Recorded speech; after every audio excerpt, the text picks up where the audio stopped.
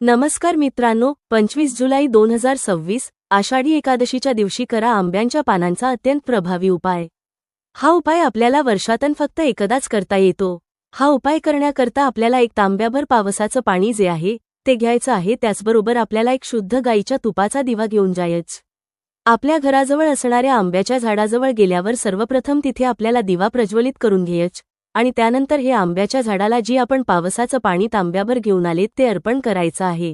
आंब्याच्या झाडाला आपल्याला 11 प्रदक्षिणा मारायचे आणि त्यानंतर आपला उजवा हात आंब्याच्या झाडांना स्पर्श करून आपल्या मनातली इच्छाही बोलायची। कारण आंब्याच्या झाडांना साक्षात महादेवांनी वरदान दिले की ज्या घरामध्ये आंब्यापासून की आंब्याच्या झाडापासून काही उपाय केले जातील त्या घरावर अखंड माता लक्ष्मीची कृपाही होणार आहे। त्यानंतर आपल्याला 7 आंब्याची पान आपल्या घरी घेऊन यायचेत। पानं स्वच्छ धुवून पुसून घ्यायचं। त्यानंतर प्रत्येक आंब्याच्या पानावर आपल्याला हळदीने एक टिळा हा लावायचा आहे आणि या आंब्याच्या पानांपासून आपल्याला एक तोरण तयार करून आपल्या मुख्य प्रवेशद्वारावर लावायचा आहे।